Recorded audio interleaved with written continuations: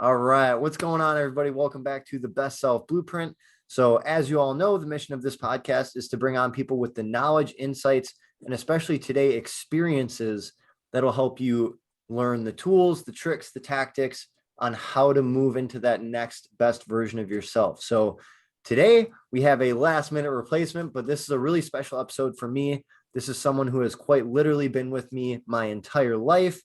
We've both had similar trials and tribulations in terms of falling into pitfalls of trying to check the boxes and then going into a little bit of identity crisis and now working through the amazing yet frustrating world of self-development. So all the way from Destin, Florida, we have my brother Ryan. What's going on?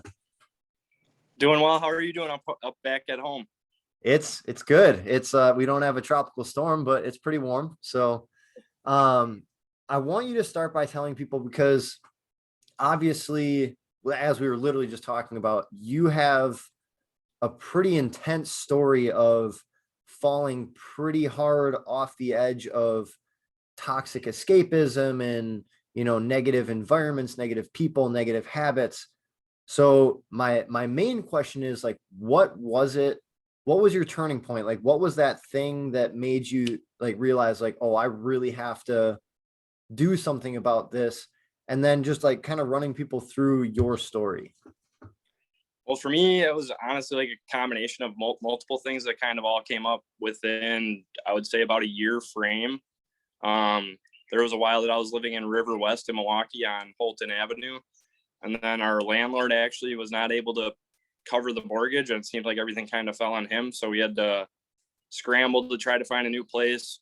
And that led to me living in probably the most uncomfortable living situation I've ever been in, which was on the north side of Milwaukee on 37th and Center Street, which was a very high crime area, impoverished area, things like that. And our kitchen wasn't even completed.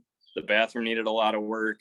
Just very, very menial living space, I would say. So that was the first thing that kind of opened my eyes. But at the same time, I was still in the same patterns that I had. I was drinking a lot at that time, still smoking weed pretty much every day. And it just like that seemed to compound the problems, I would say. And rather than like understand that I got to pull my own boots up and actually start doing it, I just kind of fell into like you mentioned, the pitfalls and kind of that trap. And slowly but surely, it just got worse and worse. Had to move back home with mom for a few months to really kind of get my head on straight. And even that didn't really connect for me still at that point. Then I moved in with my current roommates back home on the south side of Milwaukee. And that was probably one of the best living situations that I had, was with those two guys. And even though we live a little bit different lifestyles, we went to concerts and stuff like that together. I enjoy music a lot. So we went to the Miramar Theater, was one of our more popular venues that we like to attend. And there was one night that I had just a couple of shots and a couple beers. And I don't know, there's not much else I remember from that day or night. So I can't tell you if it was because I didn't eat, but I am thoroughly convinced that somebody might have put something in my drink. And I woke up, needless to say, not in a very good position in our house, and they got me home, but I didn't remember anything. And that was really kind of what snapped me awake and what got me to kind of the mindset that I'm at right now.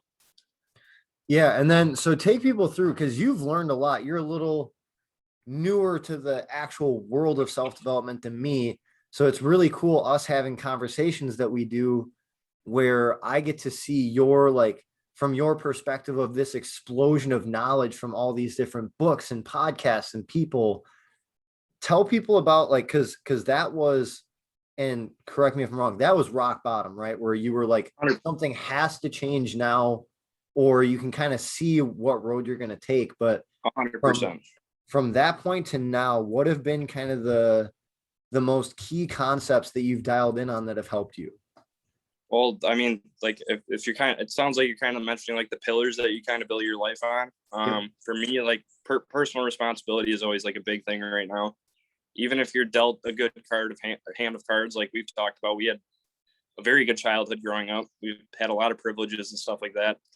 and it still led to both of us making bad decisions. And I can say that about a lot of people in our generation and in our immediate circle kind of that we were around growing up. Like, we all kind of fell into different things, but not making the best choices. And then financially it really starts to catch up to you. And then you're like, how am I going to get out of this hole? And we've talked about this time and time again. You kind of just have to get tunnel vision. And even if it's not something that you see yourself doing forever, you got to find some sort of career path. And that's where I was happy to start working at Grimaldi's kind of simultaneously with this going on, and just busting my butt. And then day in and day out, trying to learn new stuff in the restaurant. Serving and bartending was kind of always my forte, in front of the house stuff.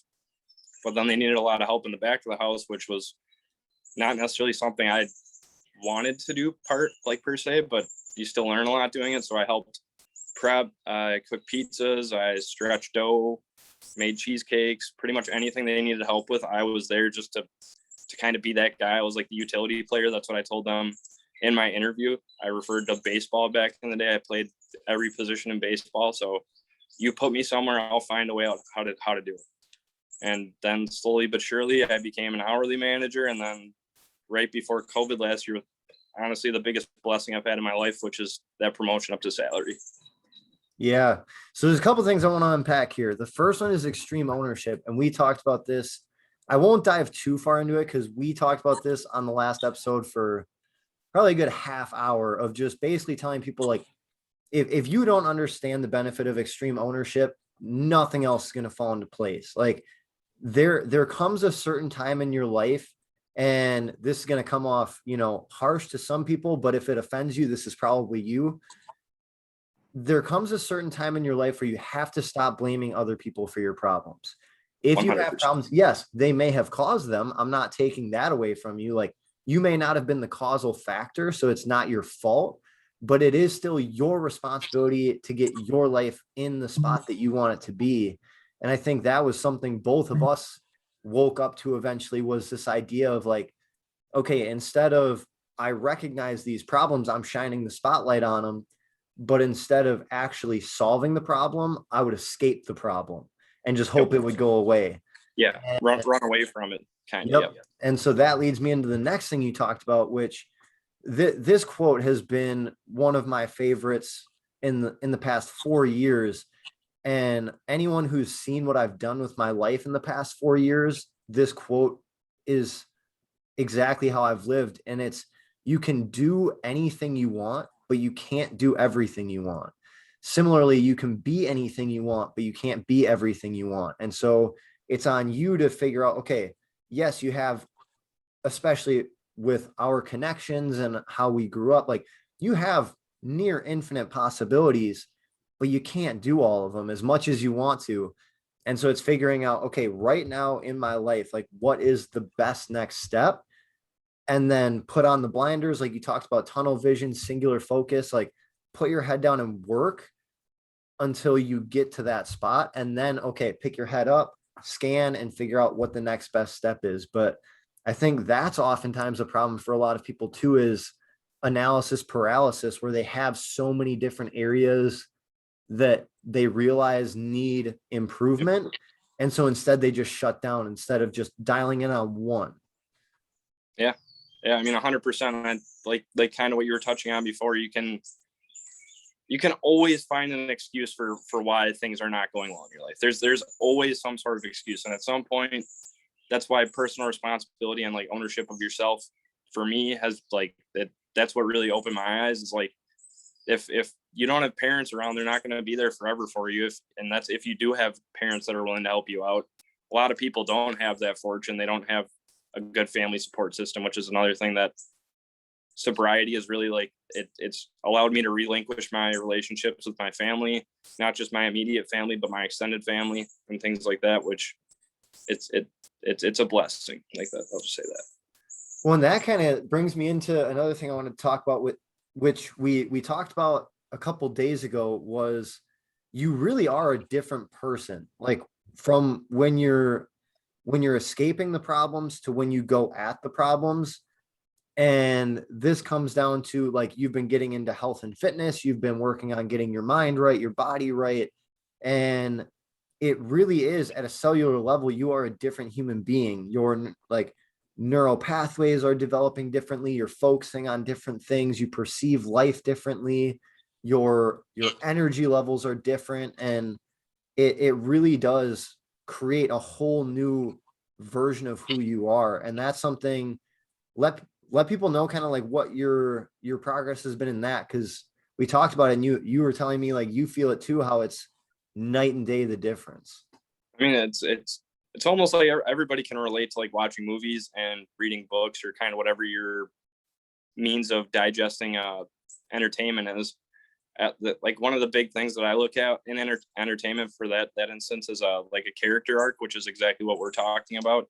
Um, just yeah, if you focus on like that higher vibrational stuff, and it just elevates your whole being, and it's from the food you eat to just working out it doesn't have to be 2 hours a day. Like if you just do something for 20 or 30 minutes, even like that, as long as like you break a little bit of a sweat, that seems like just sweating every day, it's good for you. And it helps build a routine. And I think that was the big thing for me that kind of helped. I didn't realize it when I was younger, but I think that routine and that structure from day to day is kind of what got me, like it got me through.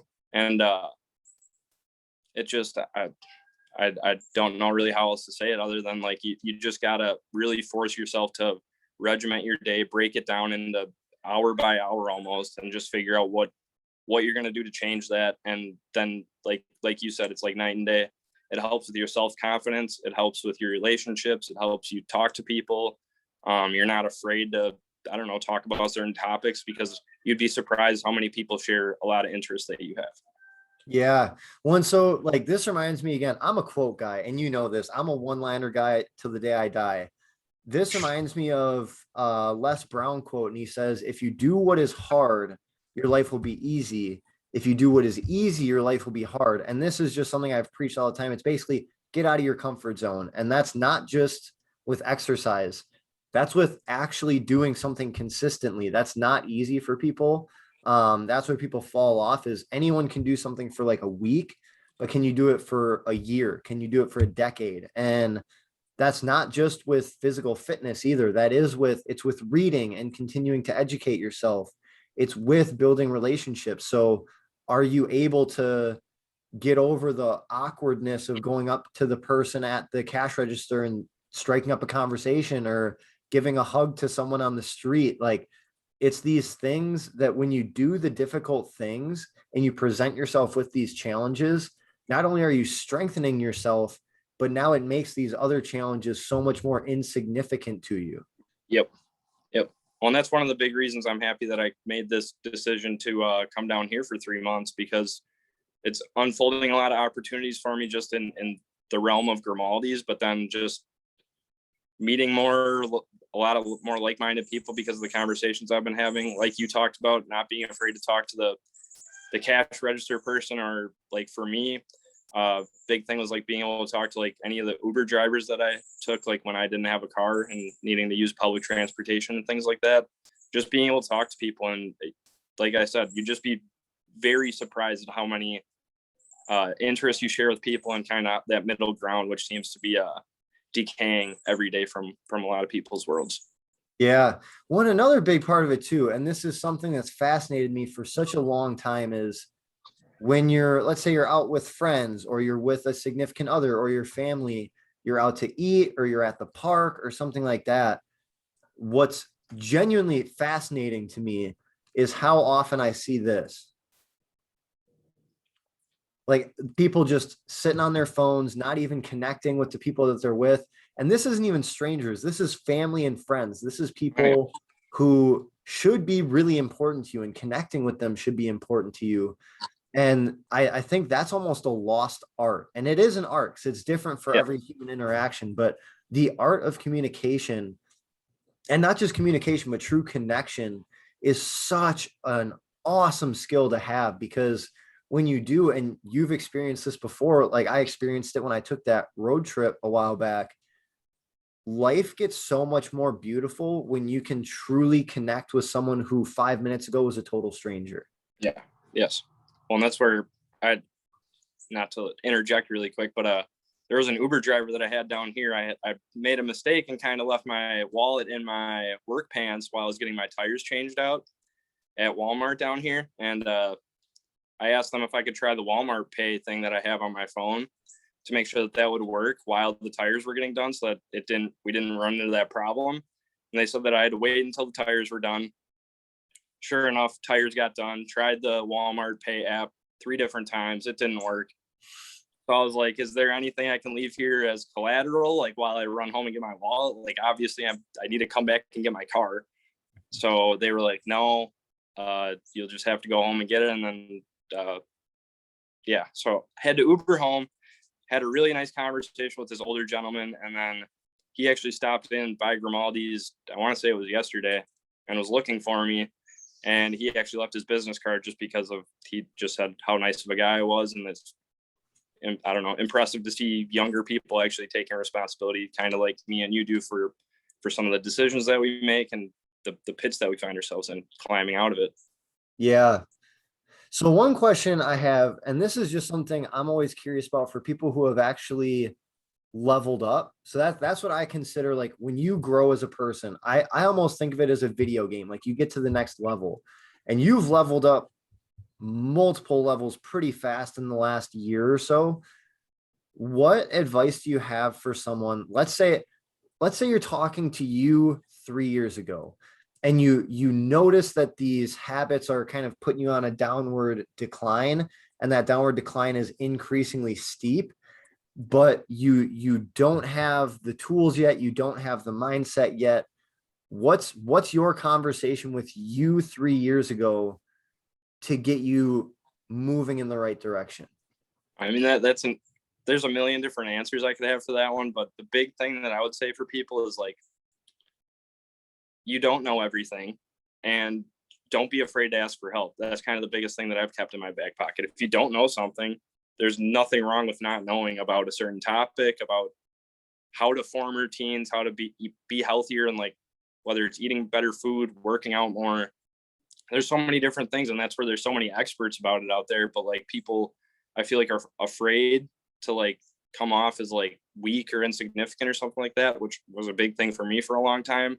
And that almost, like, promotes, like, some sort of, like, narcissistic kind of tendencies, like, inside of yourself, which is one thing that I've tried to keep, like, knock down myself a peg or two, because I used to be that person. I didn't want to ask for help, or I pretended that I knew way more than I did. And then clearly, based on the positions that I was in, I was wondering what I was doing wrong. And yeah, just asking for help is a big thing. Yeah. One, I want to know what you think about this too. And I don't even remember where I heard this, but somewhere I heard that the more knowledgeable and wise you get, the less you realize you actually know. Yeah. In the grand scheme of things. And so I think that's big too, is if you really are that confident that you're that good at that many things, like, where along the line did you get that egocentric, characteristic? Yeah. Because it might be a defense mechanism. It might be something where for a long time you felt stupid or you felt insignificant. Awesome. Like, that's a piece of information that you can now use to better yourself. And so it's in little things like this where if you feel hurt, or your pride is hurt, or you feel like you get knocked down because you have to ask someone for help, that's actually a good thing to recognize, because now you can do the work to change that. And the other thing too is, like, obviously, having worked in the health and fitness industry for 5 years, I know a lot. I still talk to other trainers on a daily basis, probably 5 days a week, asking questions about an exercise they had their client do, or asking questions about a nutrition plan that they wrote up for somebody, or seeing a workout that they're doing and asking why they're doing it.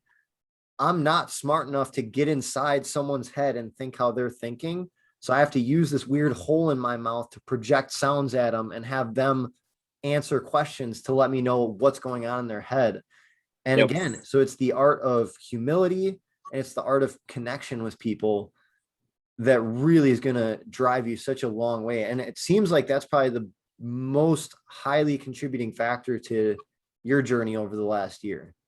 100%. And that's where, kind of to bring it full circle here, one thing that I find myself talking a lot about is this thing called Fermi's paradox, which is basically, in layman's terms, it's basically like if you see an infinite number of people that you consider like dumber than you, or like not as strong as you, or other things, there's got to be some sort of infinite number that's also wiser than you, more intelligent, stronger than you. So like you said, if you find yourself at any point thinking that you're the best at something, odds are that's probably not the case. So Yeah. And then touching on kind of what you were saying before with helping with relationships and stuff like that, I was watching the Bucks game at a restaurant bar last night, and this guy came in, and I think he had a little bit to drink, but he was talking about how frustrated he was with his kids because they're down here on vacation and his son has his Xbox or something like that, and he's just mad that he can't play Fortnite because we have this tropical storm going on. So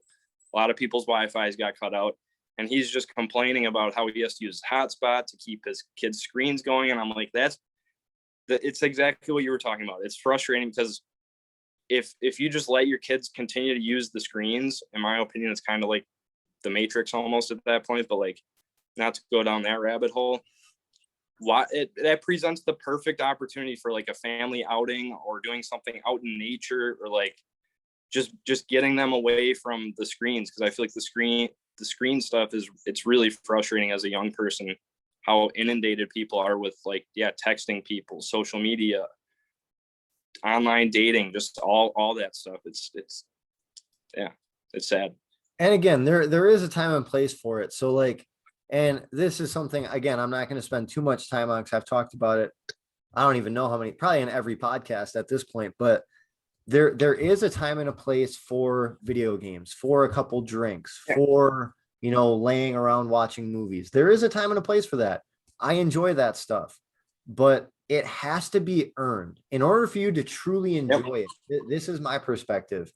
If you do that stuff and you on a conscious and subconscious level don't feel you've earned the right to relax, it's not even going to be worth doing that stuff. It's escapism at that point. And so that's where it's so important getting into the time management aspect, is understanding, like, did you have a productive morning? Did you set yourself up for success throughout the day? Did you do everything that you knew was a priority? Did you move your body? Did you show yourself love? Did you connect with others? Did you do all these things? And if you did, awesome. Now you have time. If you want to relax and do those things, you can. If you want to, take that extra couple of hours and get ahead even further, you can. But I think that's where we're seeing so much anxiety and depression and unnecessary stress, is people who are using these relaxation techniques without having felt like they've earned the right to do them. It all ties into the reward system that you have in your brain too, like you were touching on. If you're just constantly feeding yourself the serotonin and dopamine and stuff like that without actually doing any, like, it doesn't even have to be manual labor like you said, but just something out of your comfort zone or progressing in some way, that's when you should take the time to enjoy the rewards, as you said. And it's, I don't know, I kind of forgot where I was going to go with that, but just it's all about the reward system. And just, I remember, just, it's all about like ration too. If you're doing it all the time, you're not going to get the same effects out of it.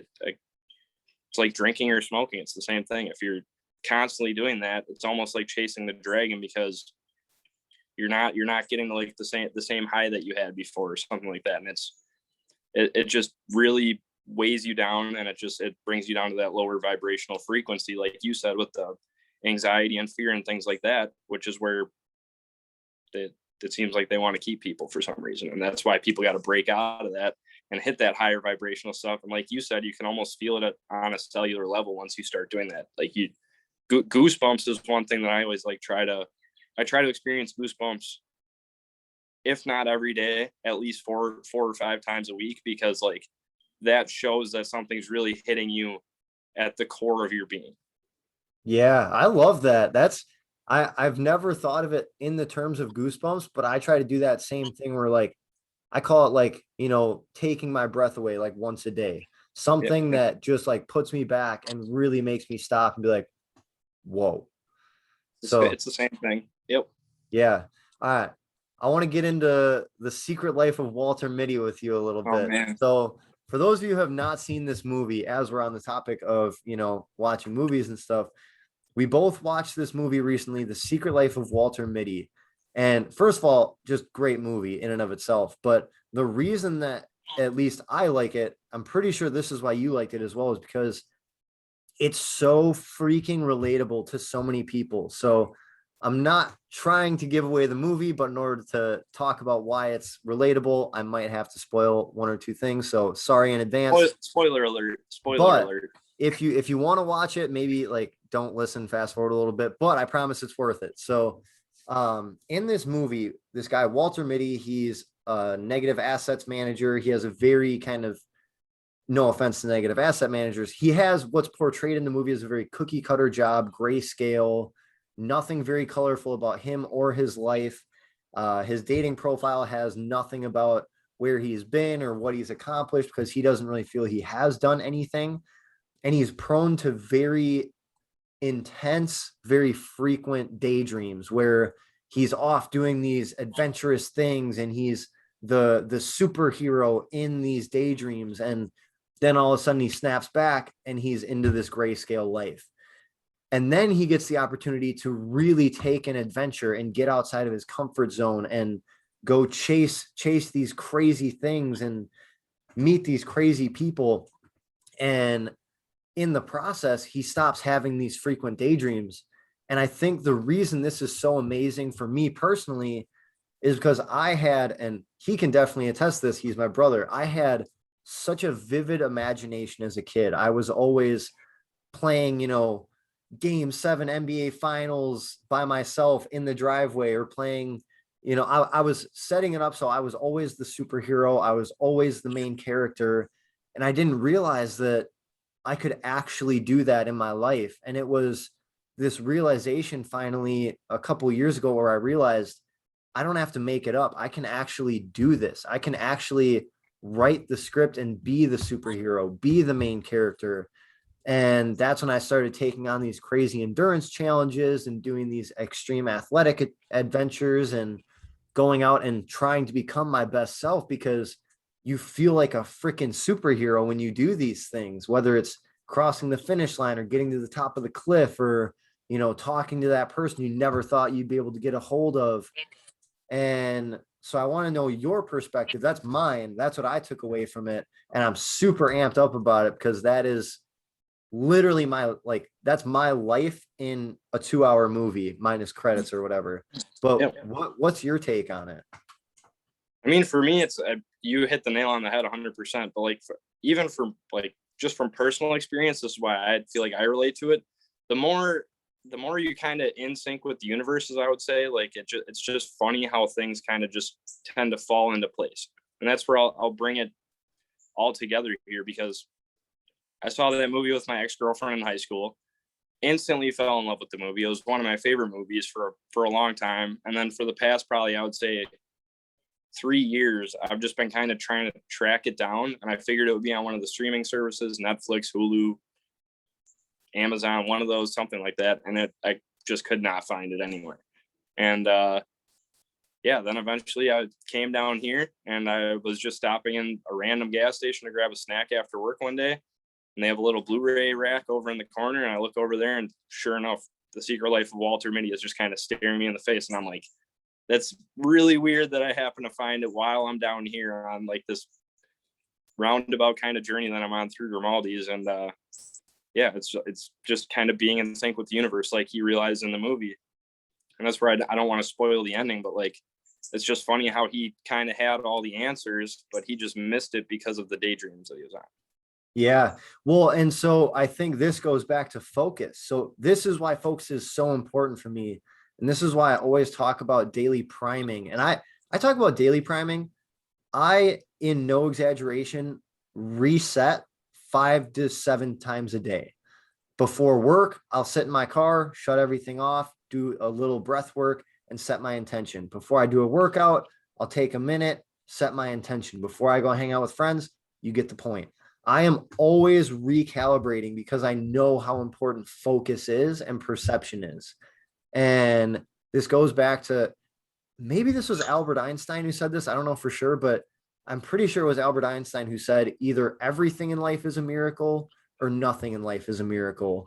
And I think that's where you realize, like, okay, even for people who think it's like woo woo, seeing signs from the universe, there is an undeniable synchronicity that happens when you move into alignment with who you truly believe you are at the best, at your best in the current state, with whatever you have, with whatever your current perfections and imperfections are. However, you can optimize this right here, right now, with who you are.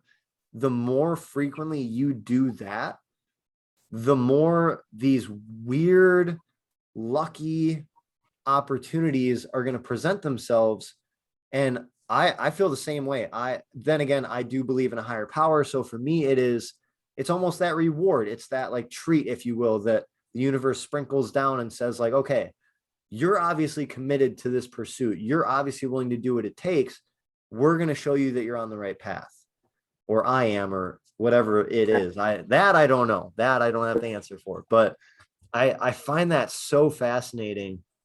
And for anyone who doesn't believe it, cool, go try to prove me wrong. Spend 3 months really dialing into optimizing yourself.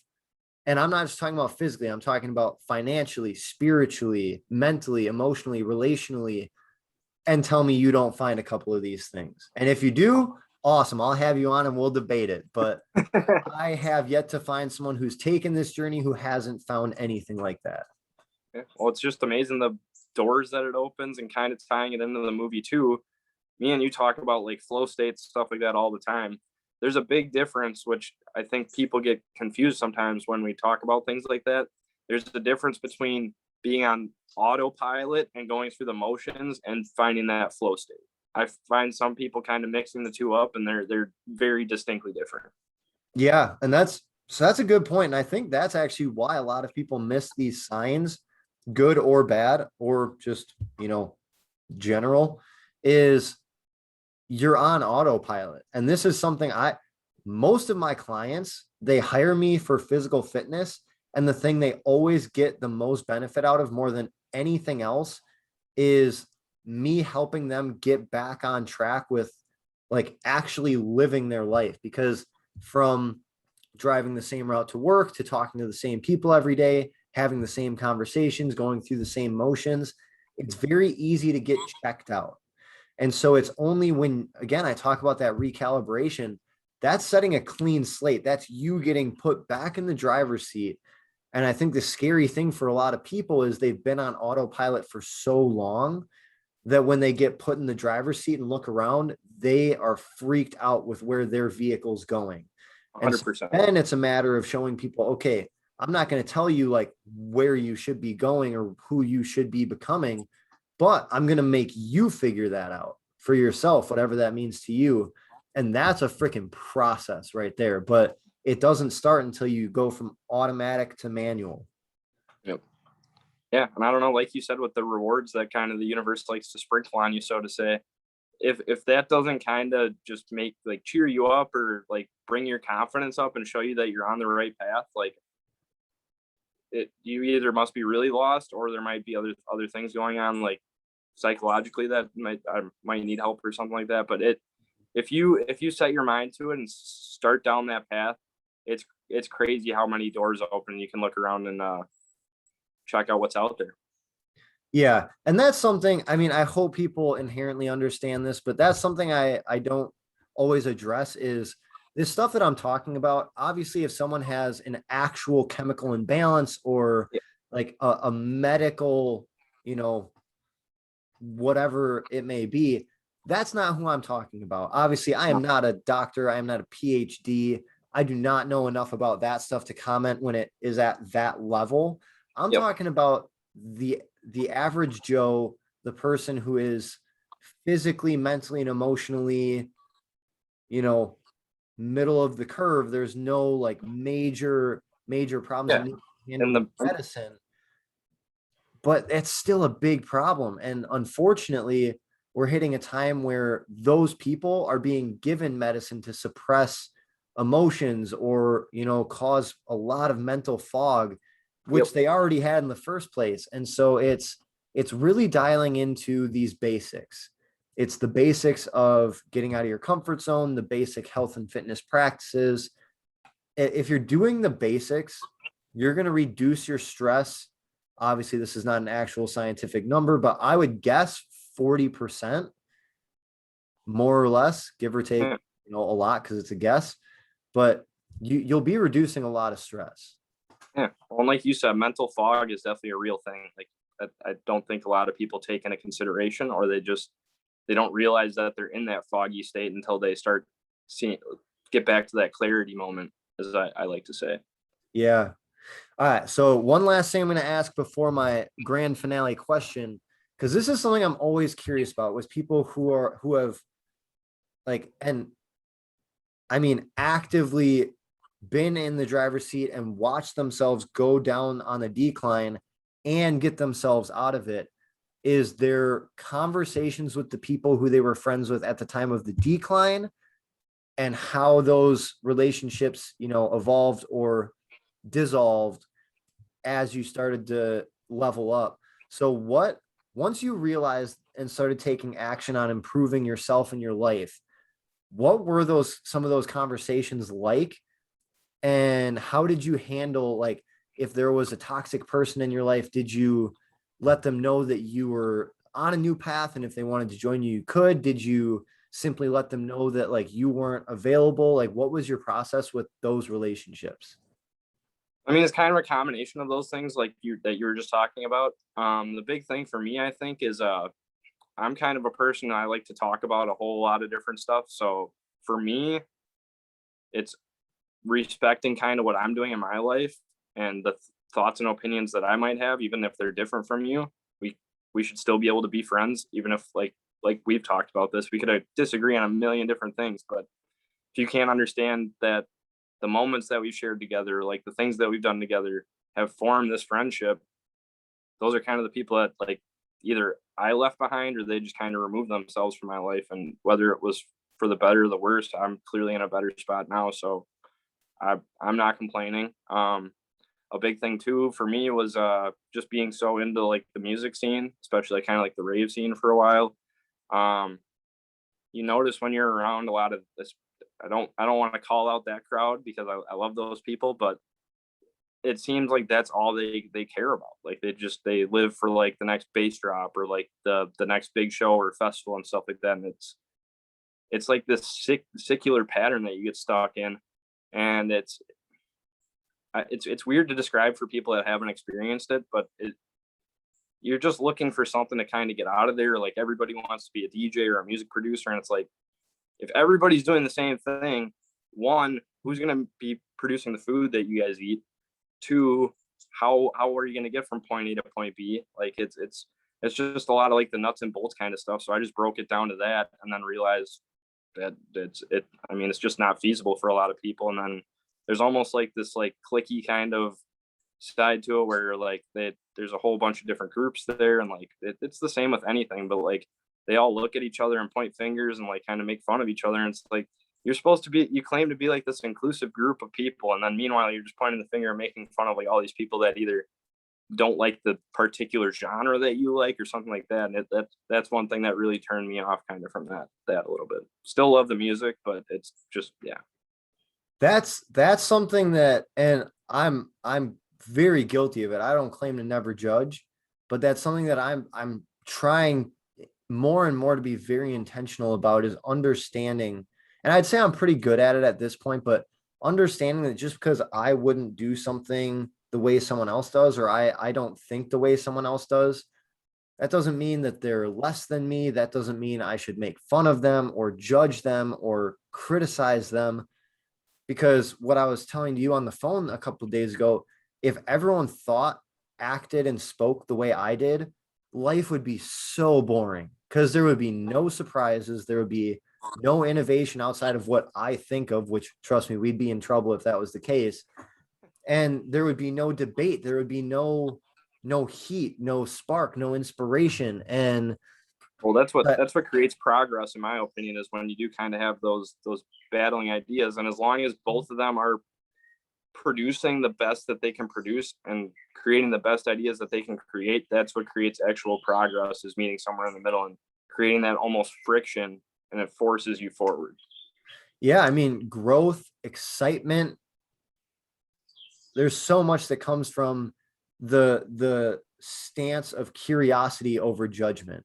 And so that's kind of the, I guess, final point we'll make before asking the final question is like next. Yeah. Oh yeah. Can I hit one more? Can I hit one more thing before you ask the finale question? Do it.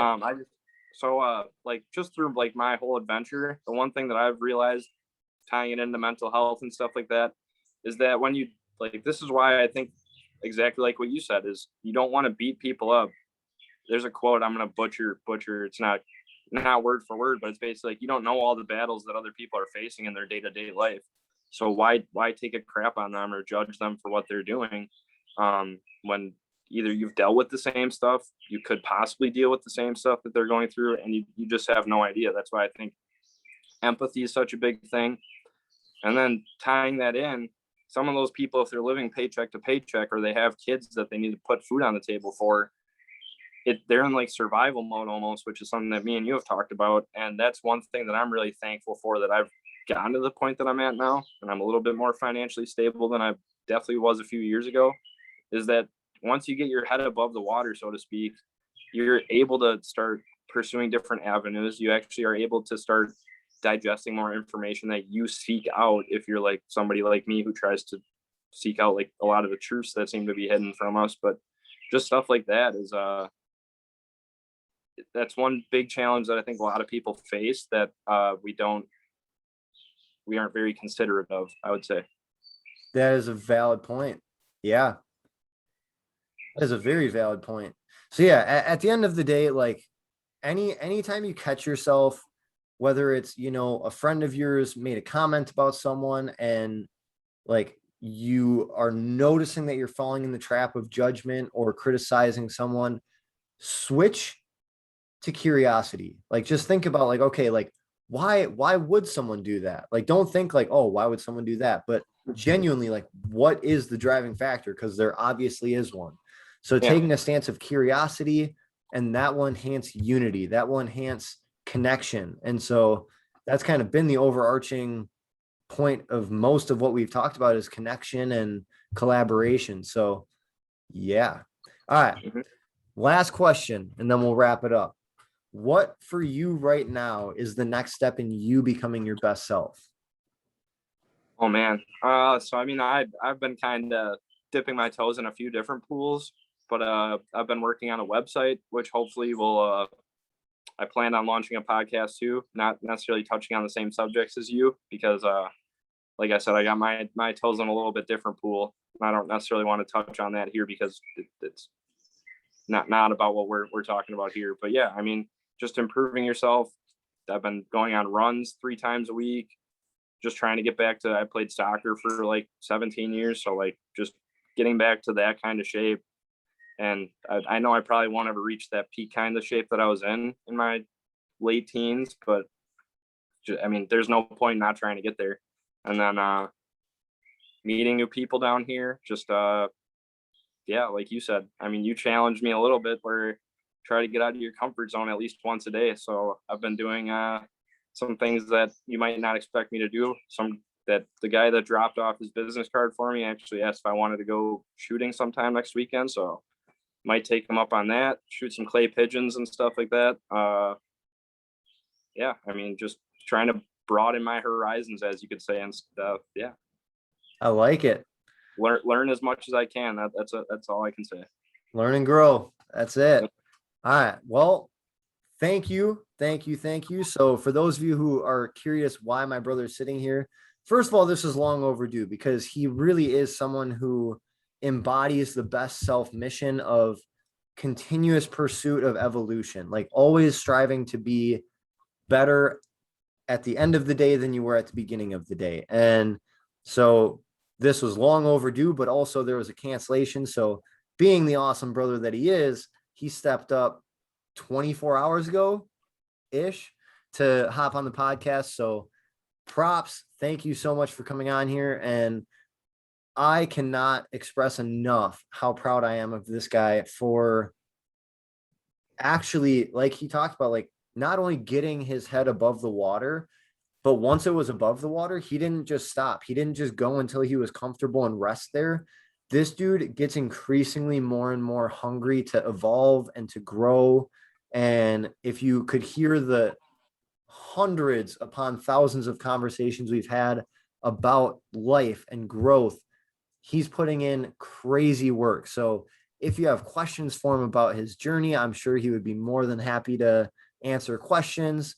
You can always comment below, but as I usually wrap it up with, for those of you who listen to this podcast, this is a free thing. I do not make money doing this. I do not, have sponsorships or any of that stuff.